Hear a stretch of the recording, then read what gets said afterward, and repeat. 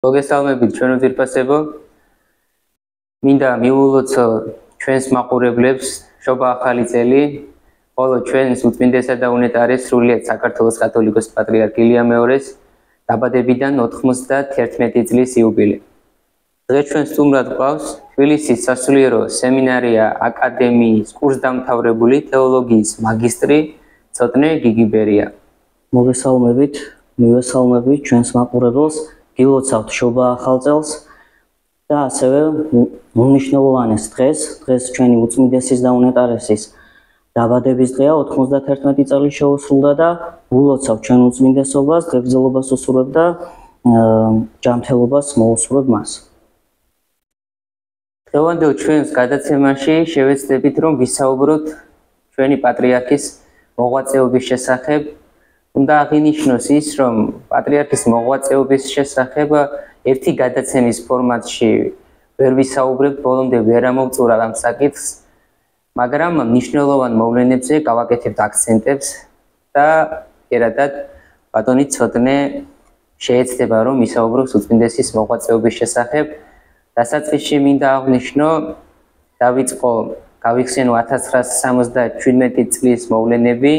1977 წელს გარდაიცვალა კათოლიკოს პატრიარქი დავით მეხუთე და 1977 წლის 9 ნოემბერს სინოდის განჩინებით პატრიარქის მოსაყდრედ გამორჩეული იქნა ცხუმ აფხაზეთის მიტროპოლიტი ილია. 23 დეკემბერს სიონის საპატრიარქო ტაძარში მოხდა გამორჩევა მე-12 საეკლესიო კრებაზე კათოლიკოს პატრიარქად ცხუმ აფხაზეთ მიტროპოლიტ ილიას, ხოლო 25 დეკემბერს სვეტიცხოვლის საპატრიარქო ტაძარში, რომელიც დასაბამს იღებს მოციქულების წმინდა სიმონ კანონილისა და წმინდა ანდრია პირველწოდებულიდან, მოხდა კათოლიკოს პატრიარქის ინტრონიზაცია.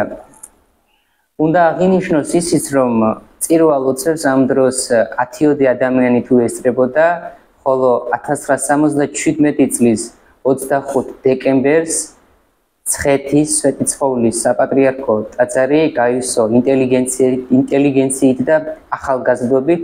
ერმა იგრძნო, რომ საქართველოს ეკლესიის ისტორიაში ახალი ერა იწყებოდა. და აი ამ მოვლენებზე აქცენტს გააკეთებს ბატონი ცოტნე დღევანდელ გადაცემაში. მართლაც ღირსშესანიშნავი პატრიარქი ყავს და მინდა რომ დასაწყისშივე აღვნიშნო ესეთი რაღაცა, რომ დღეს ჩვენ 25 წლის ახალგაზრდები ვართ და გარკვეულ უხერხულობას ვადებს ჩემშიც და ალბათ ჩვენშიც, რომ ჩვენ ვისაუბროთ უწმინდესის ღვაწლზე, როდესაც ის ჯერ მხოლოდ 46 წელია რომ მარტო პატრიარქია.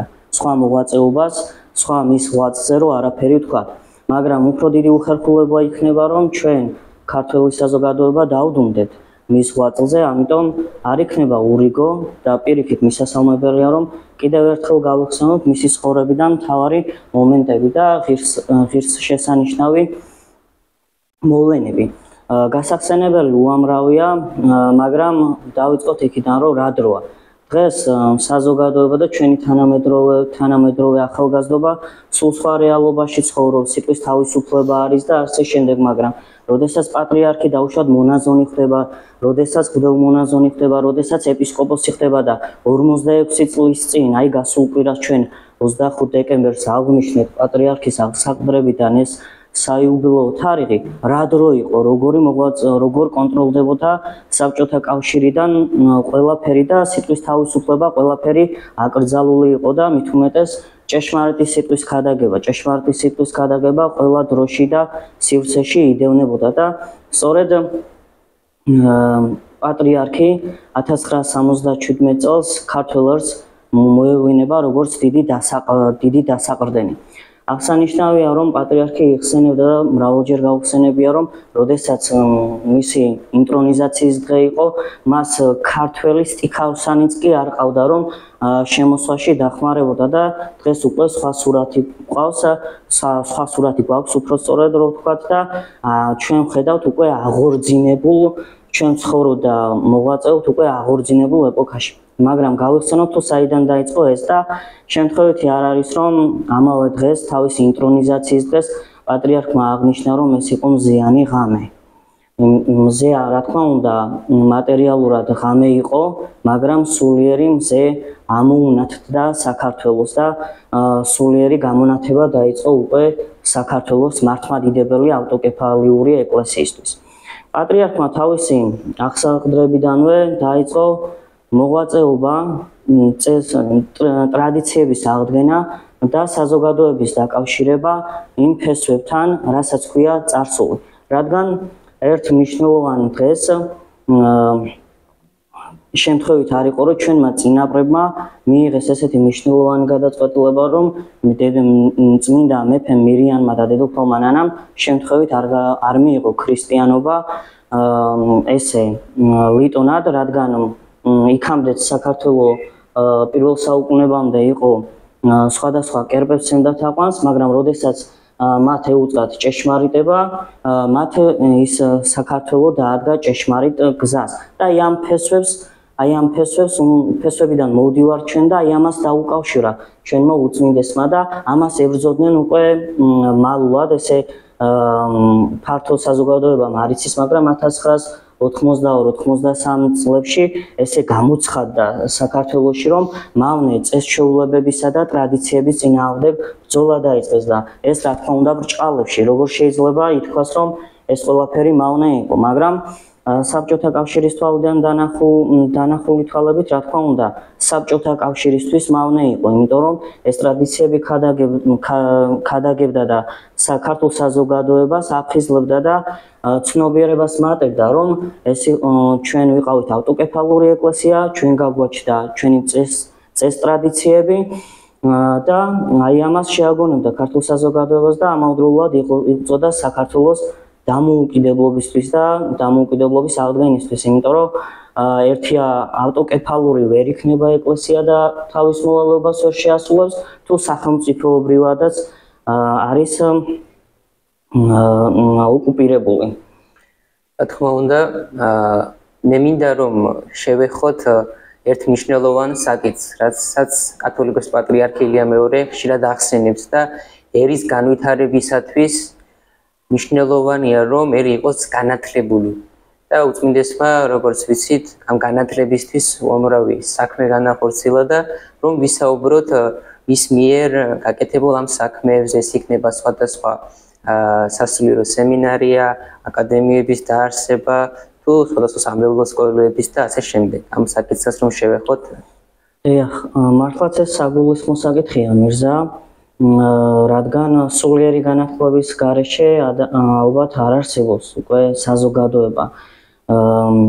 რადგან სულიერი განათლება და ცნობიერების ამაღლება ჩვენ გვაძლევს იმის საშუალებას, რომ ჩვენ ჩამოყალიბდეთ პიროვნებებად და სწორედ პიროვნებათა კრებული არის უკვე ეკლესია. ეკლესია სწორედ გახლავთ ადამიანთა კრებული, პიროვნებათა კრებული და ეს არის უკვე საზოგადოება. საზოგადოება იქნება პიროვნებებისგან, ჩამოყალიბებული პიროვნებებისგან, ინდივიდებისგან იქნება და ეს ყველაფერი რომ ჩამოყალიბებულიყო და სწორად წარმართულიყო, აუცილებლად უნდა გახსნილიყო სასწავლებლები.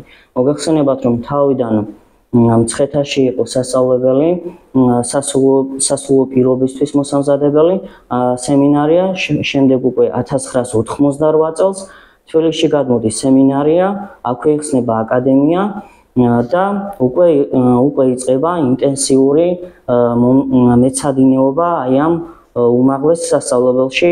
ჩვენმა უწმინდესმა და უნეტარესმა მოიწვია იმ დროინდელი ყველაზე ცნობილი პროფესორ-მასწავლებლები, რათა ღირსეული ცოდნა მიეღოთ იქ აღსაზრდელ მომავალ სასულიერო პირებსა თუ მეცნიერებს და დღესდღეობით შეიძლება ითქვას უკვე, რომ თბილისის სასულიერო სემინარია და აკადემია არის გელათისა და იყალთოს იმ ისტორიული სასწავლებლის ღირსეული გამგზელებელი და ასევე სხვადასხვა ეპარქიებში თანდათან დაარსდა სხვადასხვა სემინარიები და იმ სემინარიის დასრულების შემდეგ უკვე მრავალი დღესაც ჩვენ სწავლობდით. მე პირადად უკვე კურსდამთავრებული ვარ და მრავალი გადმოსულა სხვა სემინარიდან უკვე აკადემიაში გაუგზავნებიათ და ახალგაზრდები იღვწიან, რომ უფრო მეტად მიიღონ სიღრმისეული განათლება. ეს აუცილებელია, რადგან არ შეიძლება არ გავიხსენოთ ჩვენი პატრიარქის კალისტრატე ცინცაძის ისტორია, როდესაც იოსებ სტალინთან ჩადის ის, როდესაც მან თავისთან დაიბარა, ესეთი შეკითხვა დაუსვა, რომ რატო არა კურთხევს შენ სასულო პირებს, მათი კურთხევის რაოდენობა არ იყო შეზღუდული, მაგრამ უწმინდესი პასუხობს ესეთ პასუხს კალისტრატე ცინცაძე, რომ მთავარი არ არის რაოდენობა, არამედ ხარისხი და აი დღეს ჩვენი უწმინდესი ლია მეორე აი ამ გზას აგრძელებს, რომ მთავარი რაოდენობა კი არა, აი ამ სასწავლებლის გახსნით და აი ამ სასწავლებლების დაარსებით, აი ამ რაოდენობასთან ერთად უპირველეს ყოვლისა მნიშვნელოვანია იყოს ხარისხი და ხარისხი რომ მივიღოთ აუცილებლად უნდა მიიღოს ადამიანებმა და საზოგადოებამ სულიერი განათლება. აი ამ უმაღლესი სასწავლებლების მერე დღეს უკვე ძალიან აქტიური გახდა და საფუძველი ჩაეყარა საკვირაო სკოლების არსებობას და აი ამ პირებმა, სასულო პირებმა იქნება თუ საერო ადამიანებმა, რომელთაც განათლება მიიღეს აი ამ უმაღლეს საღვთისმეტყველო სკოლებში, უკვე თავიანთ სამრევლოებში პედაგოგიურ მოღვაწეობას ეწევიან და მრევლის აღმზრდელობით მოღვაწეობას ეწევიან, რითიც კიდევ უფრო გამტკიცდება ჩვენი ეკლესია. მოგახსენებათ, უდიდგანვე ეკლესიის ისტორიაში ეკლესია თავის მოღვაწეობით ცნობიერად მოღვაწეობს და თითოეული ადამიანი ცნობიერად მოღვაწეობდა ეკლესიაში და მნიშვნელოვანია განათლების მიღება, რადგან ლიტონად იქ არავინ არ მოღვაწეობს. ყველა მოვლენას, ყველა საკრამენტალურ მოვლენას აქვს თავისი შინაარსი. ერთია, როდესაც ადამიანი ხედავს მატერიალურ მხარეს, მაგრამ იმ მატერიალური მხარის მიღმა არის სულიერი მხარე და ეს მთლიანობა რომ დაინახოს ადამიანმა, სწორედ უნდა მიიღოს სულიერი განათლება და ეს ყველაფერი დღეს ფეხზე დგას და კიდევ უფრო ვითარდება და ეს ჩვენი უწმინდესის და უნეტარესის დამსახურებაა. დიახ, და მე მინდა შევეხოთ კიდევ ერთ საკითხს, ახსენეთ კიდეს ავტოკეფალიის მონიჭება აღიარების საკითხი და როგორ მიმდინარეობდა ეს მოვლენები, როგორც ვიცით ჩვენ 1991 წლის 9 აპრილს მოგვანიჭეს ჩვენ ავტოკეფალია, მაგრამ ეს არ იყო მონიჭება, არამედ აღდგენა იყო იმ ავტოკეფალიისა, რაც მე-4 საუკუნეში მოგვენიჭა ჩვენ და მოვლენაზე რომ გავაკეთოთ აქცენტი. დიახ, მართლაც საინტერესო აქცენტია და საჭიროა. ერთია რომ დავიწყოთ იქიდან, რომ 1917 წელს ჩვენმა უწმინდესმა და უნეტარესმა კირიონ მეორემ გამოაცხადა სიონის საკათედრო ტაძარში 25 მარტს საქართველოს ავტოკეფალია და აღდგა. მაგრამ ამას არც ერთი ავტოკეფალური ეკლესია არ ცნობდა და ესე ვთქვათ, სქიზმატურად ითვლებოდა ჩვენი ეკლესია და მისი კრებული და არ ცნობდა არა. გამონაკლისი შეიძლება ითქვას, მაგრამ ეს როგორი აღიარება იყო, ეს კიდევ საკითხავი 1953 წელს აღიარებს რუსეთის სახელმწიფო, მაგრამ ეს აღიარება მოხდა იმიტომ, რომ ისევ თავად რუსეთს ჭირდებოდა და არა ჩვენს სასიკეთოდ ეს ყველაფერი და უკვე 1990 წელს, როდესაც დადგა ამ საკითხზე მუშაობა და პატრიარქი თავისი მონაზნობიდანვე, თავისი მოღვაწეობიდანვე ეს საკითხი ადარდებდა და ამ საკითხზე მუშაობდა და როდესაც დადგა 1990 წელი, როდესაც მსოფლიო საპატრიარქო კონსტანტინოპოლის საპატრიარქოს წარმომადგენლები იყვნენ საქართველოში, მოხდა ესეთი საყურადღებო რაღაცაც, რომ თითქოს ყველაფერზე შეთანხმდნენ, მაგრამ მირონი უნდა წამოეღოთ კონსტანტინოპოლიდან. შინაარსი ესეთი იყო, რომ თითქოს ერთობის ნიშნად და ასე შემდეგ, მაგრამ პატრიარქი ამას კატეგორიულად გაემიჯნა და ეს მიუღებელი იყო, რადგან ავტოკეფალიურობის ერთ-ერთი ნიშანთვისება შეიძლება ითქვას, რომ მირონის მოხარშვაც არის ერთ-ერთი დამახასიათებელი ნიშანთვისება. რაზეც მეტყველებს ჩვენ შეგვიძლია გავიხსენოთ დიდი ჟულის კანონიდან კართაგენის მეექვსე კანონი. მეექვსე კანონში წერია, რომ უშუალოდ მღვდლებს აეკრძალათ მირონის მოხარშვა და ეს არის ეპისკოპოსის პრივილეგია.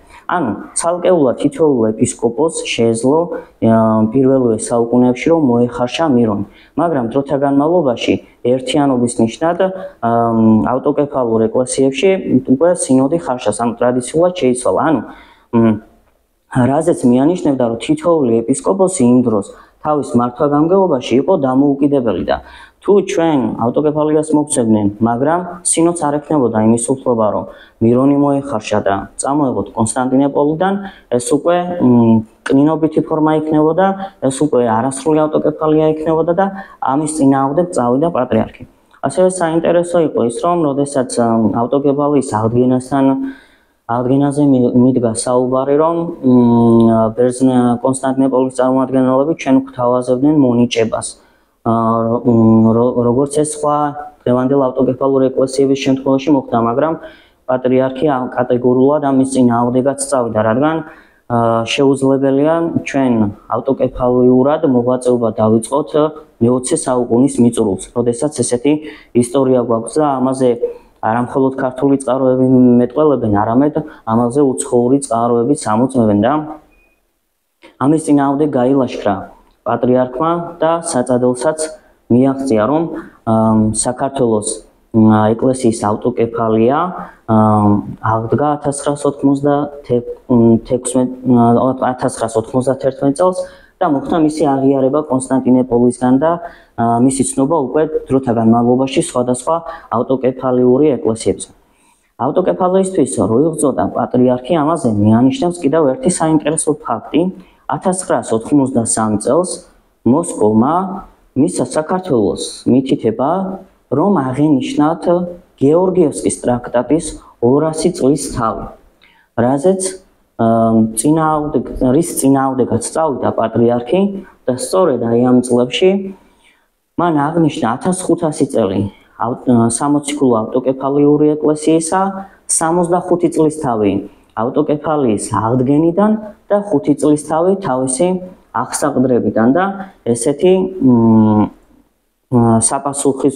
საპასუხო მოვლენით საწინააღმდეგო მოვლენით უპასუხა რუსეთს და რუსეთის დამოუკიდებლობას. ასევე აღსანიშნავია მირზა ყველაზე მნიშვნელოვანი რაც არის, რომ თუ იმ ეპოქას შევადარებთ 1917 წელს აღდგა სულიერება კირიონ მეორის, ჩვენი უწმინდესის კირიონ მეორის მეშვეობით აღდგა სულიერება, რომელსაც 1918 წლის 26 მაისს მოყვა ჩვენი სახელმწიფოებრივი დამოუკიდებლობის აღდგენა.